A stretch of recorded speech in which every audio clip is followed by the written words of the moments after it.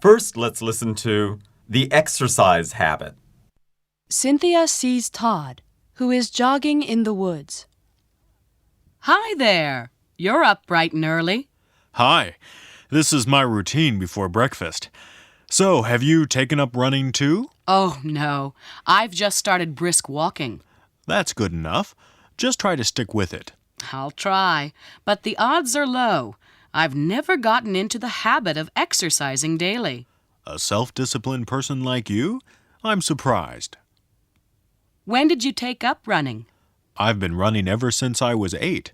I used to run 2 to 3 miles delivering the morning papers. And you've kept it up all these years? Well, in the 35 years since, the routine has changed. But I haven't lost the exercise habit. How much time do you devote to exercise? Only about 4 hours a week. But once in a while I run 5 miles for some real exercise. I've always dropped out of exercise programs within a month or two. How do you keep it up? The most effective way is to be flexible.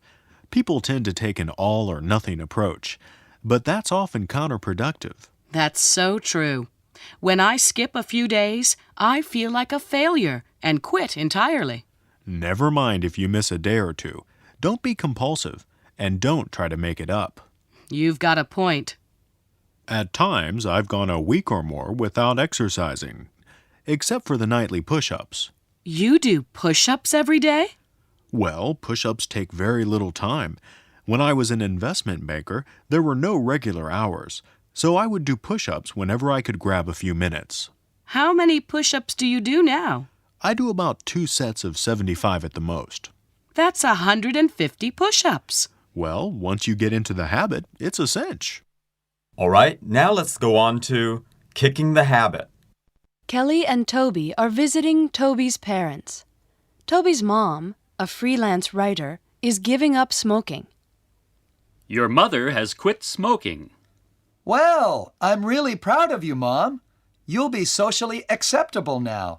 I wish you wouldn't say that, Toby. It'll only make me feel more guilty if I go off the wagon.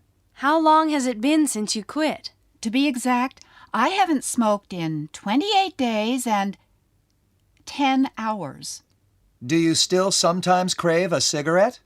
When I try to work, I can't concentrate on anything but wanting to smoke.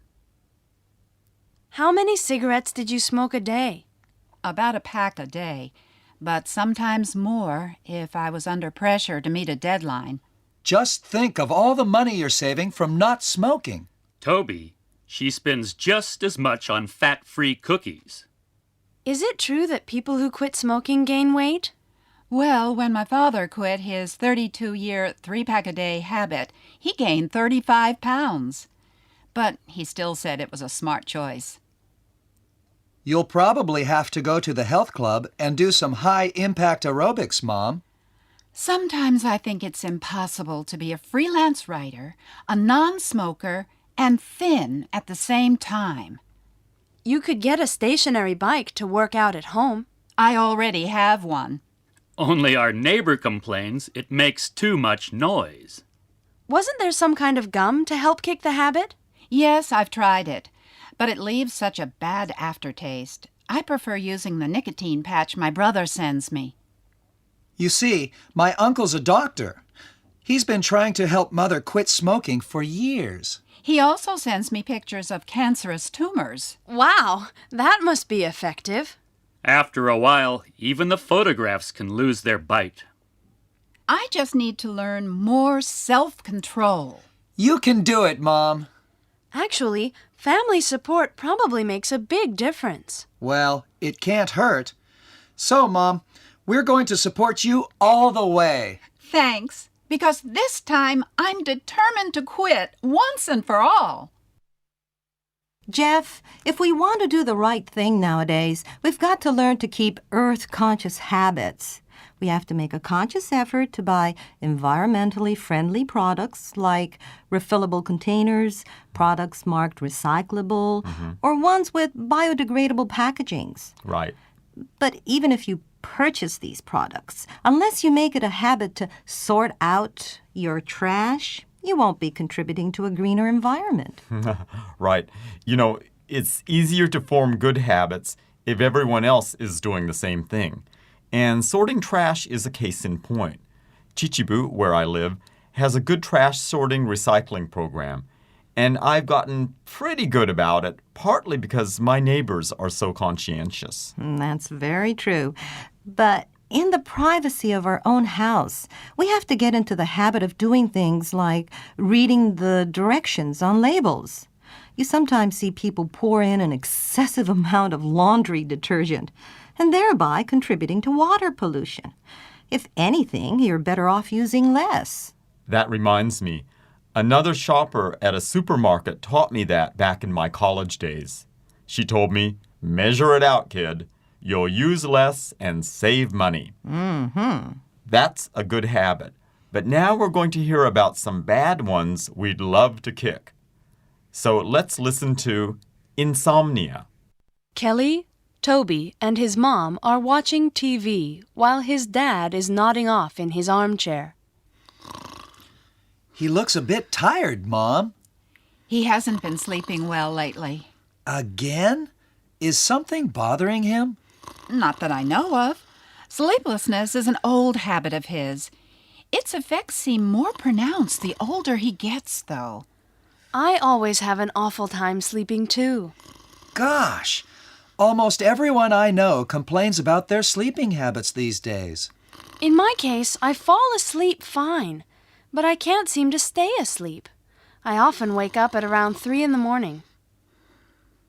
Toby's dad wakes from his short nap. How'd you sleep, Dad? Lousy as usual. We were just talking about your troublesome habit. Well, I've lived with insomnia for as long as I can remember. Oh, you eventually grow accustomed to it. I guess I haven't reached that phase yet. I'm so stressed out, I even fall asleep at business meetings. What do you do when you can't fall back to sleep? I try everything, from warm milk to sleeping pills. But most of the time, it's futile. Well, there's also great temptation to stay up these days. We have 100 TV channels, all-night stores, the internet. It's not just the temptations, Mom. We live in a culture where those who get by on little sleep are considered heroic. I agree. Working into the night has become part of the American way of life. And sleep researchers say that very lifestyle is affecting the natural sleep-wake cycle that evolution has given us. In case you haven't guessed already, Dad has spent his waking hours reading about sleep disorders. Honey, how many hours of sleep did you say most people get on the average? Well, about 7 today. Back in 1910, we averaged 9 hours per night. You mean we're sleeping 2 hours less than we should? Probably. How many hours of sleep do you get, Toby? Oh, I'd say a good 8 to 9 hours. Gosh, I can't recall the last time I slept that long. All right, let's hear about vitamin supplements. Todd has invited Cynthia to his cabin for breakfast. Do you take tea or coffee in the morning? I'm a coffee drinker, but I'll have whatever you're having. Well, I usually start the day with a cup of herbal tea. That's fine with me. Are you into vitamins? Not really. I just take my C's every day. Why? With all those bottles, I assumed you were a passionate vitamin taker. Oh, those. Those were recommended to me by a health-conscious friend. Why is everybody suddenly taking extra vitamins anyway? Shouldn't it be enough simply to eat a balanced diet? Well, do you eat a balanced diet? That depends on what you mean by balanced. I eat a lot of different things. The Department of Agriculture says that people need 2 to 3 servings of fruit daily. Well, I have some fruit or fruit juice in the morning. And 3 to 5 servings of veggies. 3 to 5? I don't even come close. I thought I was on a well-balanced diet until now. You're better off than many people I know. Surveys show that more than half the population goes without a single helping of fruit or vegetables on any given day. No wonder people take vitamin supplements. But the thing is, they may not make up for the vitamins contained in natural foods. Then we still need to consume plenty of fruits and vegetables, right? Possibly. So far, not enough research has been done on vitamins. Well, at least this shouldn't be bad for us. It's natural. I don't mean to scare you, but natural doesn't necessarily mean safe, you know. Even herbs? For example, certain herbal diet teas may have side effects, but that's often because people drink them for long periods. How do we know which herbs are risky? We don't. So just avoid consuming excessive amounts. Also, make it a habit to read the warning labels on the boxes. I already threw the tea box away. Let's go on to recycling. Kelly and David are helping Todd clean up his cabin. Todd, shall I throw these away? Yes, please. They're no longer usable. Hold it, Dad. They look like perfectly good folders to me. It's a waste of natural resources. I'm not being wasteful, David. Take a closer look. Each of these is only half a folder. Well, then, they should at least be recycled as used paper. Our landfills are running out of space, you know. I'm well aware of that.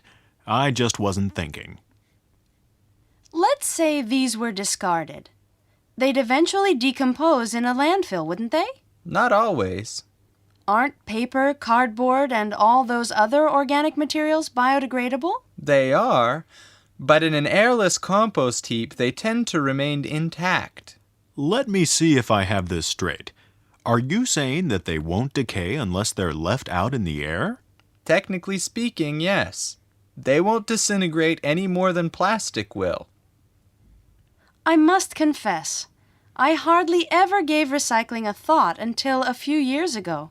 Many people still don't make the effort to sort out their trash. The number is increasing, though. Recycling is a good habit, but actually, we'll have to do better than that. What do you mean, David?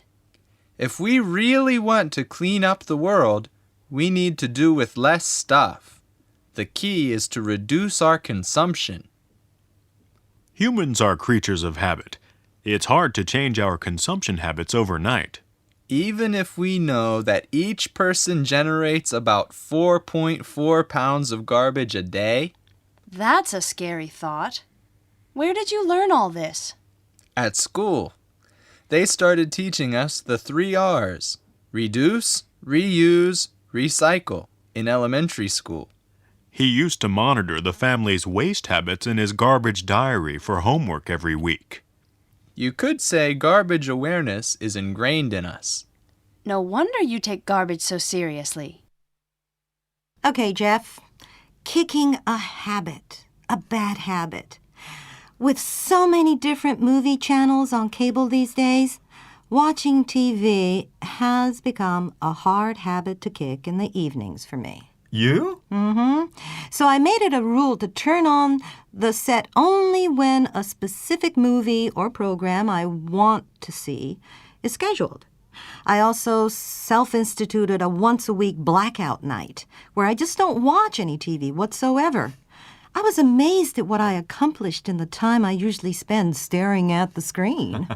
I hear you. Screens are addictive. I've kept TV out of my home for that reason.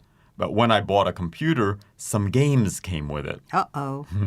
So after lunch, when I was feeling groggy, I'd start to play a game, and before I knew it, 2 or 3 hours had gone by. Well, so how did you kick that habit? Well, since I didn't have the willpower to self-institute a blackout, I ended up throwing them all away. Oh, and I started eating a lighter lunch, which brings us to our next topic, eating and drinking. So let's start with eating healthfully.